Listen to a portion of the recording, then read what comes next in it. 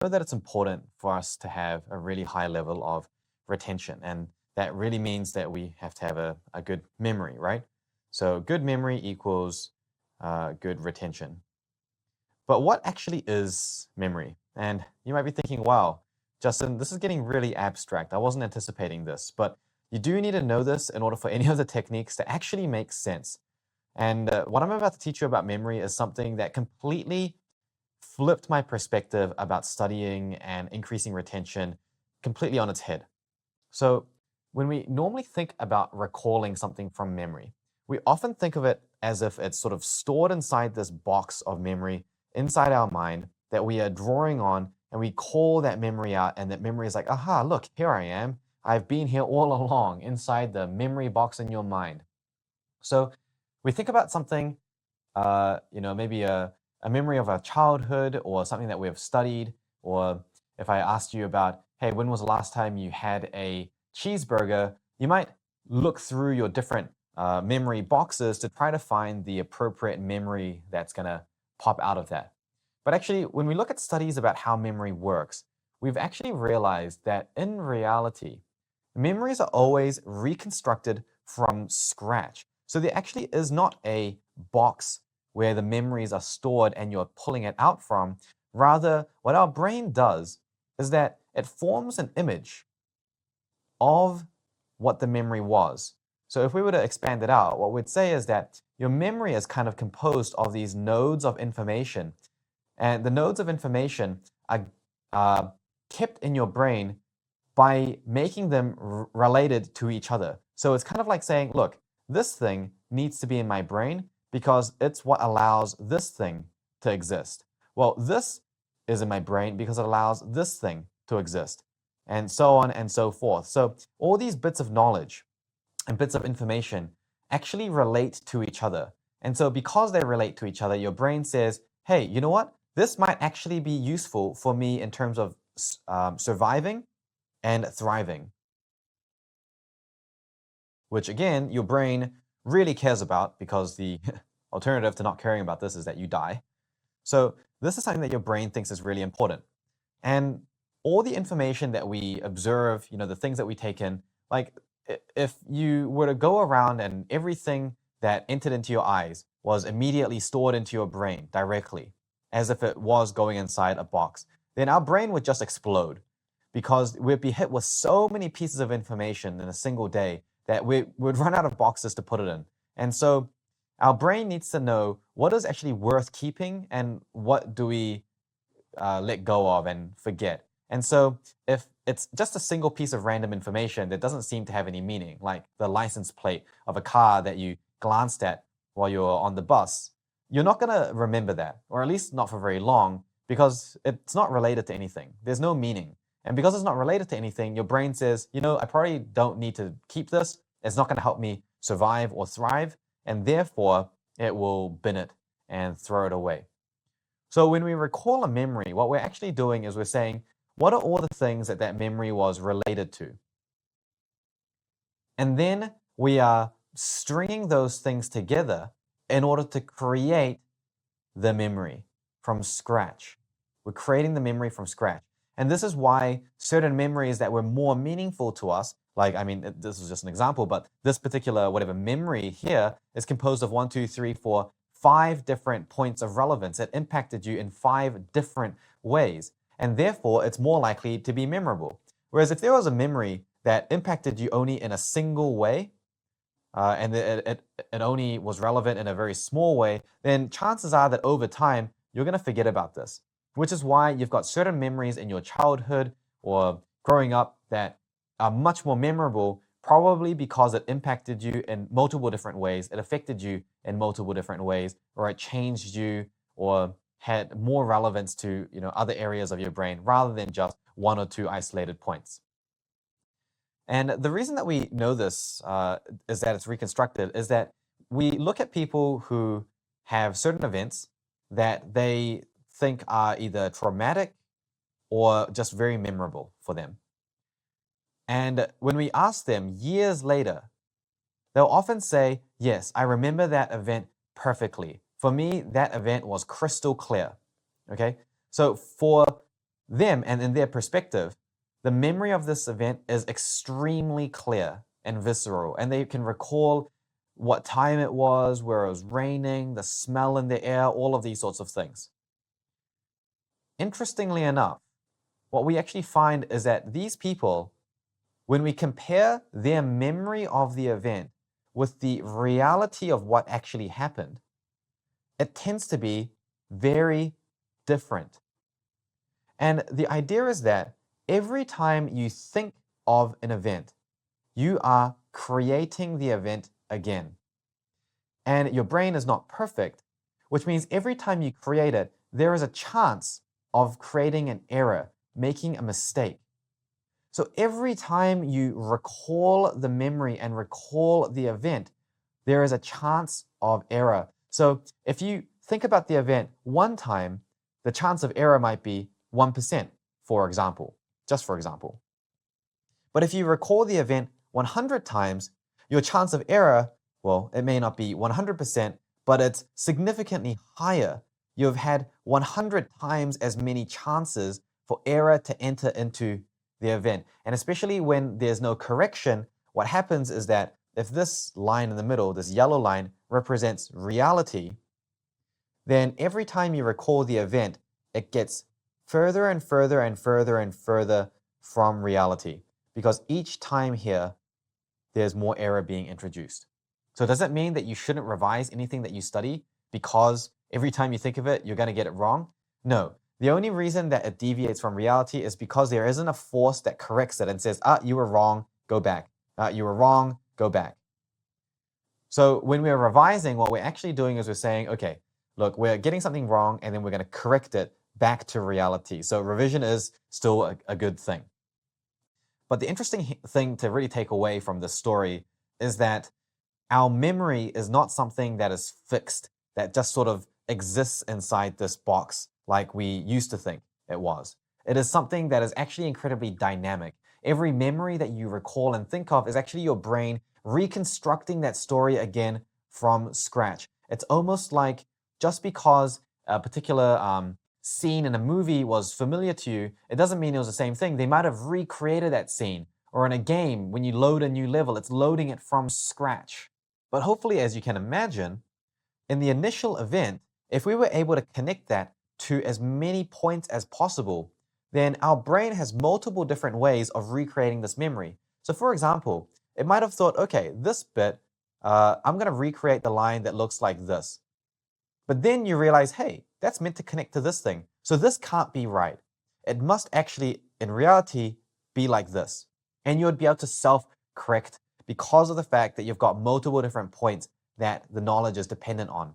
So what we want to do in order to maximize our retention and improve our memory is we want to make it so that we are maximizing the number of things that the memory is related to.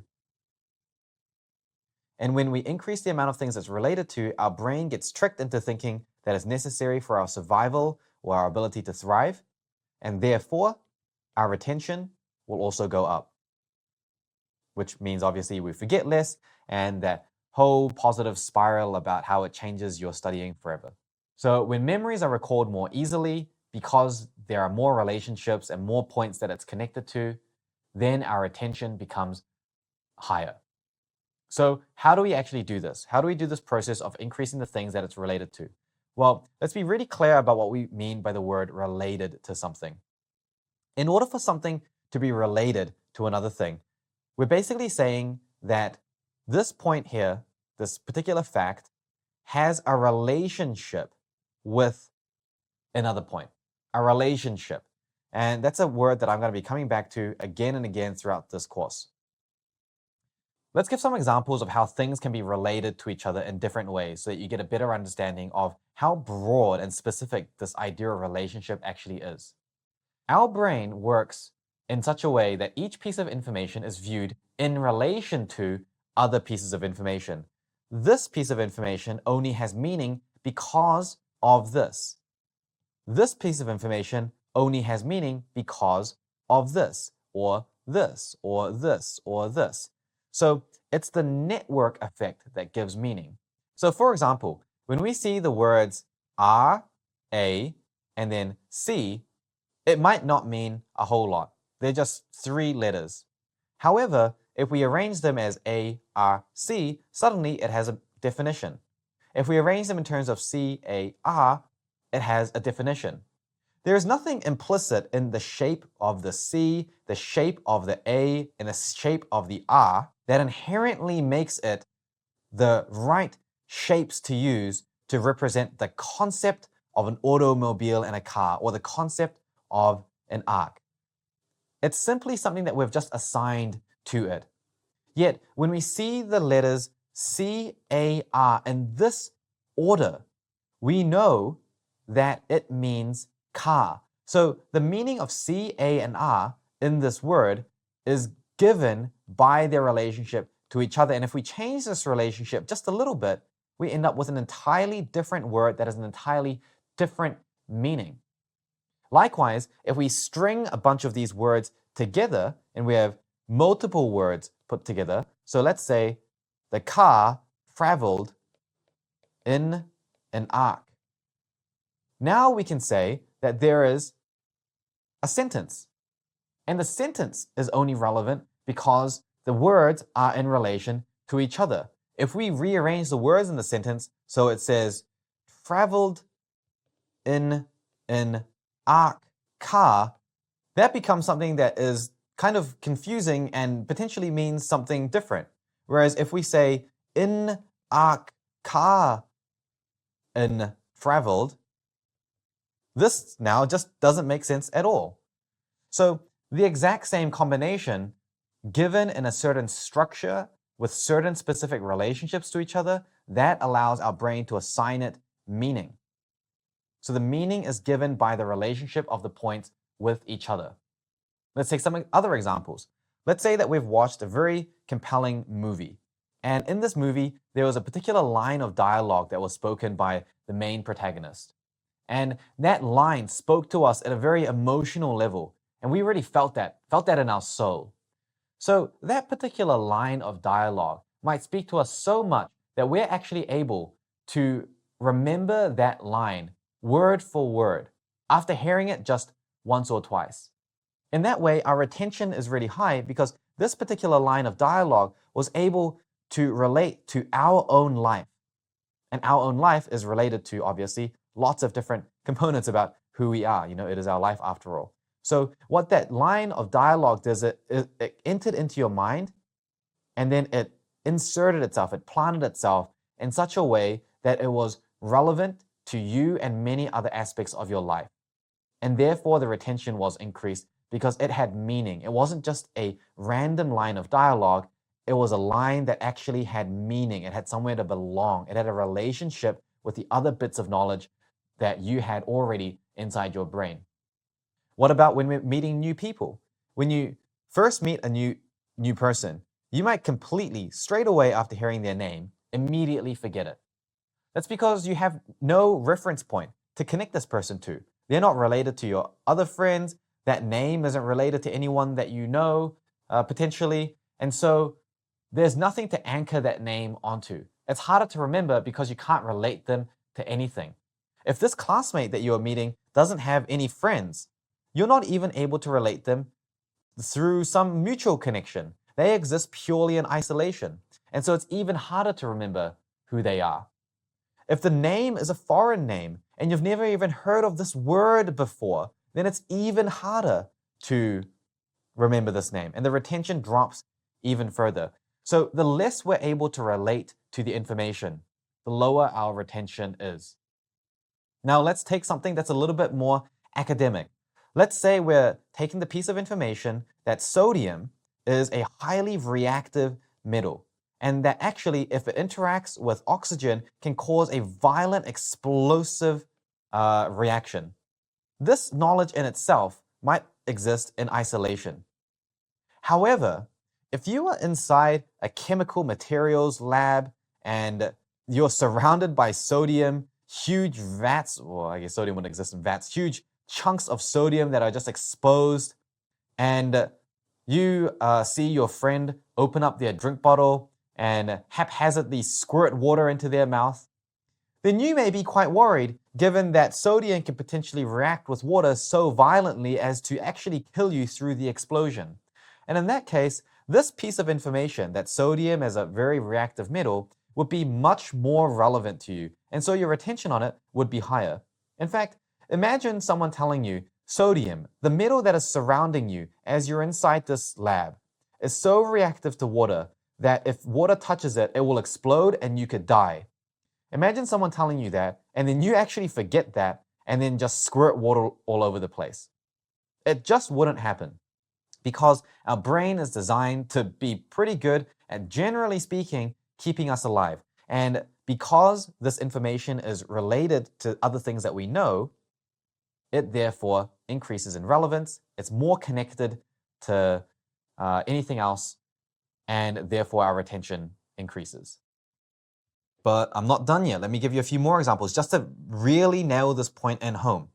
Let's say that you are remembering all the symptoms of diabetes, and you know that diabetes can actually cause damage to the blood vessels, and that damage to the blood vessels can be so severe that your legs or your arms don't get enough blood supply, and that will cause them to die. And then you need to get that amputated. So that could be one symptom among a whole list of different symptoms.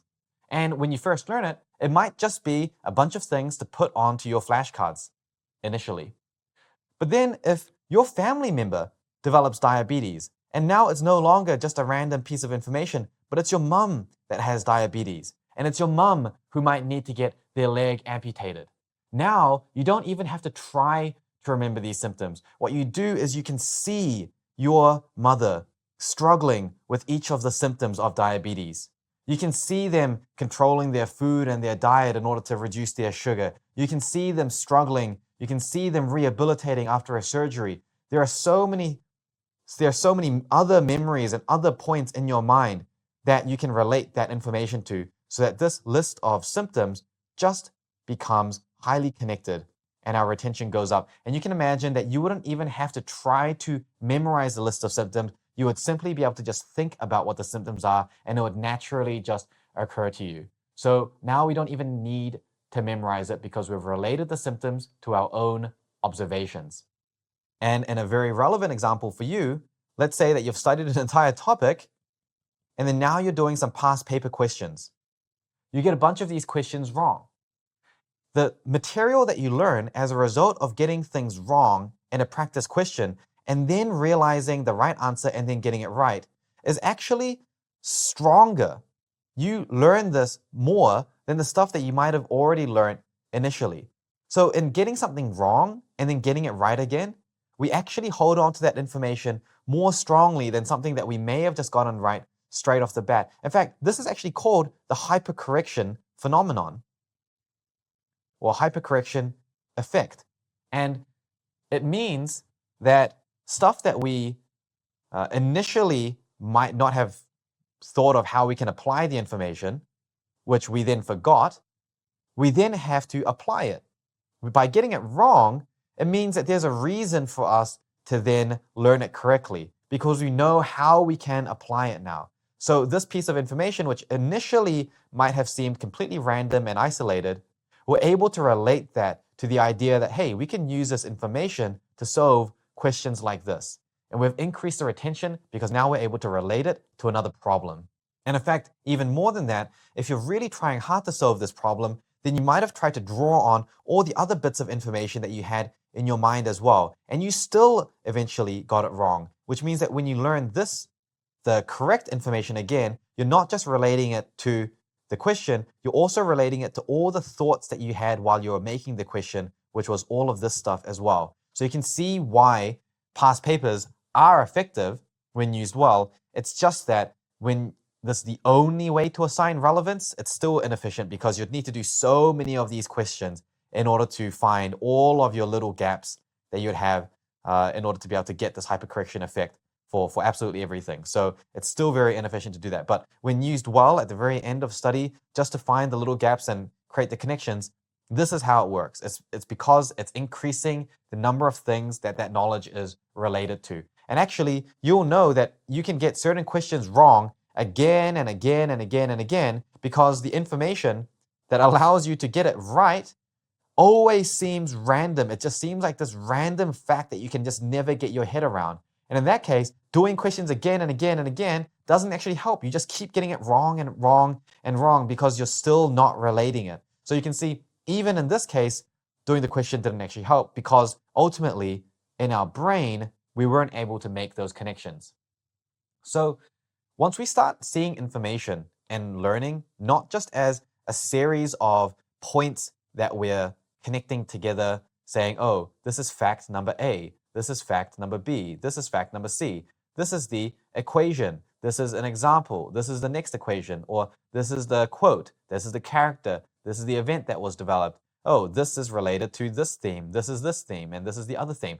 When we stop seeing information as just a series of points, but instead we start seeing it as actually a web of interconnected information, whereby each individual point is given meaning in your brain only because it's related to other things in your brain, then we realize that the most important thing to do to study smarter is not just try to ram in as many points as quickly as possible, but is actually to develop these relationships and form these webs as quickly and as densely as possible. So this web of connections that gives the information its meaning and therefore allows it to be memorable. This web, this is actually what we call structure. So the structure of learning, the structure of a topic is not in the what are all the facts I need to know. The structure of information comes from how do they relate to each other? How do they influence or depend on each other? Structure is not what we know, aka the facts, but how we know it in relation to other information. So it's almost like saying if each piece of information was a bit of wood, then and these are the facts, then structure is how we arrange those bits of wood in order to actually build the frame that supports a house. So the wood in itself isn't really that special or important. I mean, it's a necessary thing that you need in order to build the frame, but obviously the meaning is in the way that we arrange it to form our structure and how we build this house, in this case, the house of knowledge. And when we are recalling information from our memory, what we are doing is that we are actually calling on that structure. We are relying on our ability to think of this structure of how the information was arranged that allows us to put the points together in the right order with the right meaning for each thing to eventually recall the actual memory that we wanted to recall. So if we don't have the structure, then we can't recall the information because our brain might have the information just floating around in there, but it doesn't know what to do with it. Or it's already gone and forgotten it. Recalling information when you've got a really clear structure feels intuitive and it feels easy. It's like when you're thinking about something that you know from a hobby or a favorite book series or movie series. There isn't just a single direction that you attack it from. Rather, you can use that information freely because of structure, and therefore your knowledge of it is fluid and free form and more robust.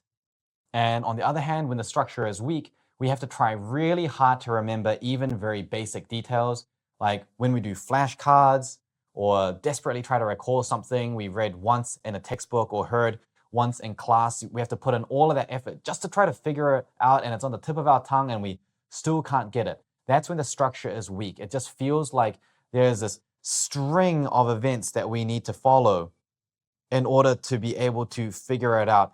And that's when the structure is weak and you don't have everything connected together like this. So the type of learning that builds strong structures is called conceptual learning. And we're going to be focusing a lot on conceptual learning. Okay.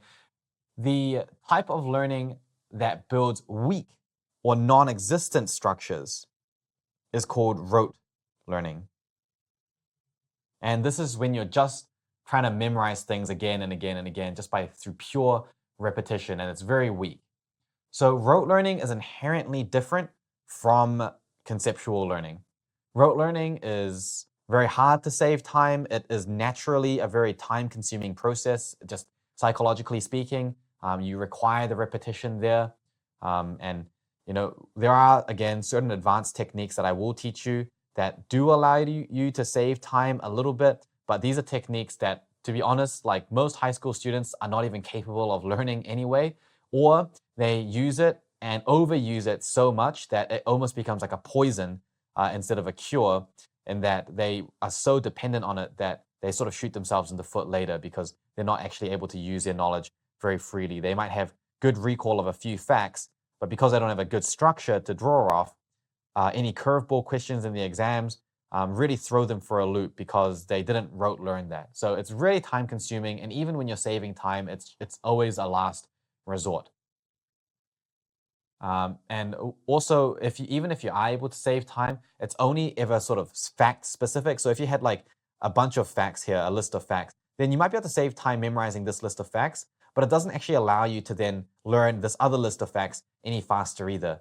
As opposed to conceptual learning, where the more you do it, the faster you get, because you're building a house. So it's much easier to add a second floor onto an existing house because the foundations are already there, and you can add extensions and more rooms. And so it's easier to grow your knowledge because there's more foundations to work off. And when you've got all these different connections in your brain and all these things that things are related to, then when you've got a new piece of information, there are so many possibilities that you can draw connections from that it's just much faster to make those connections. Whereas if you had someone that just rote learned it, it's literally just like, okay, I've learned that exists. I've learned this.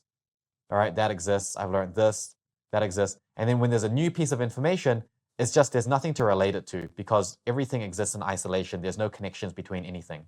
So rote learning is very linear, very time consuming, very hard to save time. Conceptual learning is much faster. It gets faster the more you do it. It makes things easier as you learn more and more, and just over time, the topic feels more and more intuitive to you. And so the difference between the two is, really like night and day. If we were to represent that in a graph, it would look something like this.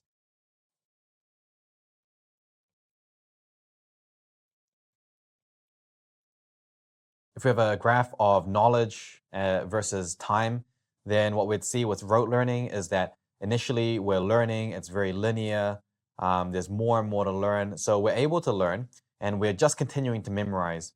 But as I said, memorizing one fact doesn't allow you to learn the next thing faster. So it's just a very steady linear relationship. But then actually what happens is that starts to taper off and it starts to plateau, and we hit kind of a limit in terms of our learning. And that's because of the fact that around here, we're actually running out of time.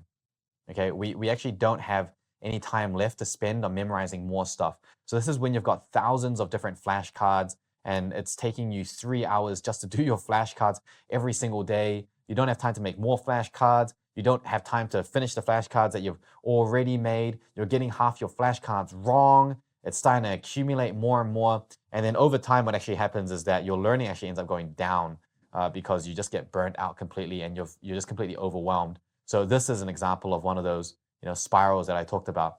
You're initially doing relatively, I guess, kind of okay, and that you are learning. It's just that you're learning very linearly, and eventually it's just not sustainable. So this point in time where it starts to really become a very bad idea to learn this way, it depends on how difficult the degree or the program is or the subjects are. In some situations, especially for really academic courses, this comes very, very early. Like within the first 1 to 2 weeks, there will be people that already are not sustainable with using their flashcards or this rote learning technique. So in the earlier years of high school, it doesn't matter so much because there's just not as much content. But over time, when the material becomes a lot more challenging, this limit is approached very, very quickly. So as a personal example, when I was going through medical school, I'd probably have reached this point within the first 2 or 3 days of university, because of the fact that there's just so much content to cover that it's just impossible to learn it this way.